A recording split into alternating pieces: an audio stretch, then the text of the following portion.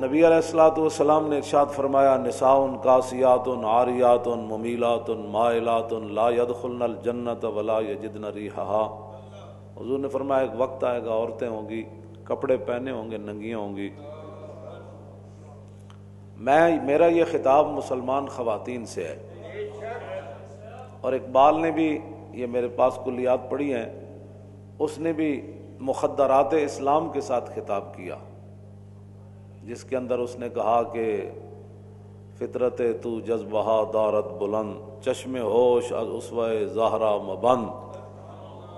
اقبال کہتا ہے کہ اے مسلمان خاتون، مخدرات پردہ دار گھروں میں حیا دار بیٹھی ہوئی خواتین سے اقبال کا خطاب، مخدرات اسلام۔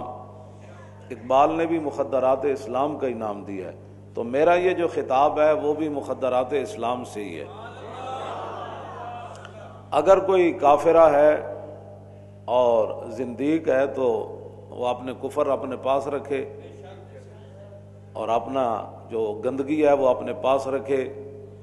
تو اگر کوئی آدمی صاف ستھرے روڈ پر اپنی گندگی گھر سے اٹھا کر پھیلانا چاہے تو یہ تو سرکاری طور پر بھی جرم ہے کہ وہ مسلمانوں کے روڈ گندے کرتا ہے، اپنی گندگی گھر سے اٹھا کر باہر پھینکتا ہے۔ اس کے لیے بنائے ہوئے ہیں سرکاری طور پر کہ گندگی آپ نے یہاں ڈالنی ہے، پھر یہاں سے اٹھا کر گندگی وہاں پھینک دی جائے گی۔ یہ کبھی بھی نہیں ہوا کہ کوئی آدمی اپنی گندگی لے کر بازار اور روڈوں پر پھیلاتا پھرے، دیکھو جی یہ میری گندگی کیسے ہے۔ تو ایسے بندے کو گندگی سمیت جو ہے وہ گھر کے اندر بند کر دیا جائے گا، کہ وہ گندگی اپنے گھر کی اس کو روڈ پر پھیلانے کی اجازت نہیں ہے۔ تو میرا بھی یہی مقصد ہے کہ اگر کوئی گندگی پھیلانا چاہتی ہیں تو وہ اپنی گندگی گھر کے اندر رکھیں، یا ان کے لیے جو گندے ڈھیر ہیں ان کو وہاں بھیج دیا جائے۔ ہاں جی، گندگی یہ پاکستان کی جو جہاں بڑے بڑے ڈھیر ہیں گندگی کے، یہاں کوڑا کرکٹ پھینکا جاتا ہے، وہاں جا کر یہ جلوس نکالیں اور وہاں جا کر کہیں کہ میرا جسم میری مرضی۔ اقبال کہتا ہے تو میدانی کہ قرات سوزے تو دیگر گوں کر تقدیر عمر را۔ اقبال کہتا ہے کہ ہم مسلمانوں کی مخدرات اسلام کو جو خطاب کہا کہ رسول اللہ نے حضرت عمر کے لیے دعا بھی مانگی، یا اللہ عمر کو اسلام دے دے۔ اور دوسری بات یہ بھی ہے کہ جب حضرت عمر اپنی ہمشیرہ کے گھر پہنچے تو آپ کی ہمشیرہ قرآن پڑھ رہی تھی۔ تو اقبال کہتا ہے تجھے پتہ ہے کہ تیرے قرآن کے تلاوت کے سوز سے عمر کی تقدیر بدل گئی۔ تو مسلمان جو عورتیں ہیں، میرا خطاب ہے ان سے، اگر کوئی گندگی پاکستان میں پھیلانا چاہتی ہیں تو وہ کسی اور جگہ چلی جائیں۔ پاکستان تو گندگی پھیلانے کے لیے نہیں بنا، پاکستان آوارہ گردی کے لیے نہیں بنا، پاکستان قرآن اور حدیث کے خلاف نعرے لگانے کے لیے نہیں بنا، پاکستان تو قرآن اور حدیث کی عظمت اور شان کے لیے بنا، اللہ اور رسول کے فرامین پر عمل کرنے کے لیے بنا، اور رسول اللہ کے دین کو تخت پر لانے کے لیے بنا، اور کسی کو گندگی بکھیرنے کی اجازت نہیں ہے۔ ہاں جی، اور یہ بھی نہیں ہے کہ جناب آپ جو ہے وہ گندگی بکھیریں ضرور لیکن گندگی کا نعرہ نہ لگائیں، یہ کیا مطلب ہے؟ یہ بھی کوئی طریقہ نہیں ہے کہ جناب مسلمان بیٹیاں جو کلمہ جنہوں نے پڑھا ہے وہ روڈوں پر ایسے ایسے کرنے کے تو بجائے وہ تو کعبے کے سامنے ایسے ایسے نہیں کر سکتے۔ مردوں کے لیے تو حکم ہے نا وہ رمل کریں، پہلوانوں کی طرح چلیں کہ ایسے ایسے کعبے کے پاس چلے، لیکن عورتوں کو تو وہاں بھی ایسے ایسے کرنے کا حکم نہیں ہے۔ تو جن مسلمان بچیوں کو کعبے کے سامنے ایسے ایسے کرنے کا حکم نہیں ہے وہ روڈوں پر مارچ کریں گی، وہ یہ اعلان کریں گی کہ ہم اللہ رسول کے قانون سے آزاد ہیں۔ نانا جب اسلام آ گیا تو پھر اسلام کی تم پابند ہو۔ ہاں جی، میرا خطاب یہ مخدرات اسلام سے ہے۔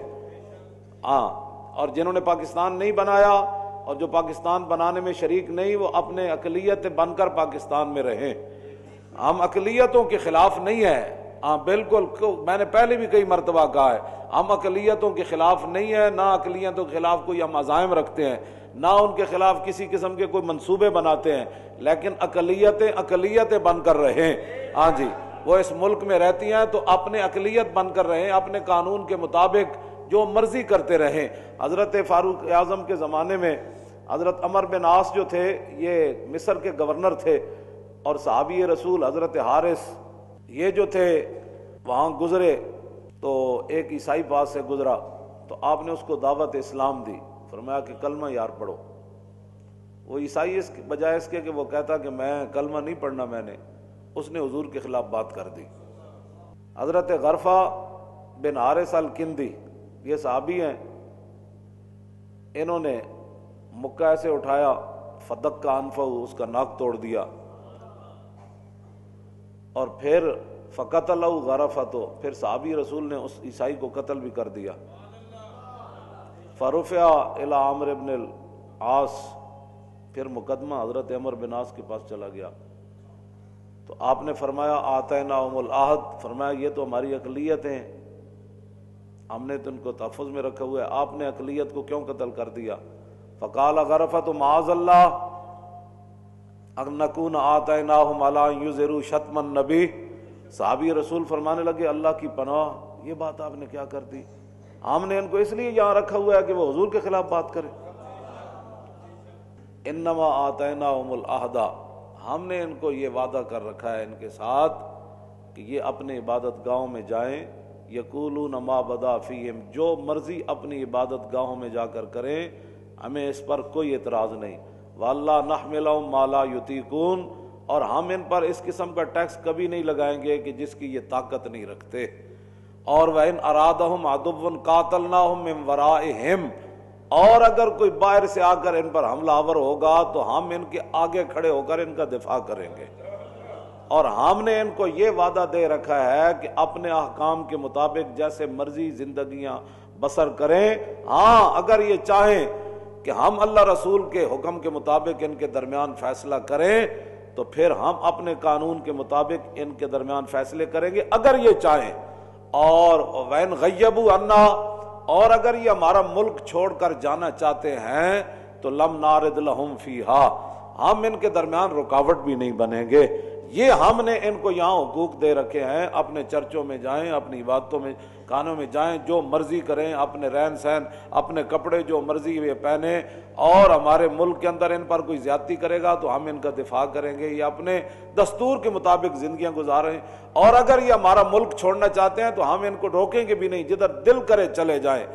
تو یہ ساری باتیں یہ تو ٹھیک ہے، لیکن ہم نے ان کو اس لیے پناہ نہیں دے رکھی کہ ہمارے آقا و مولا کے خلاف بات کریں۔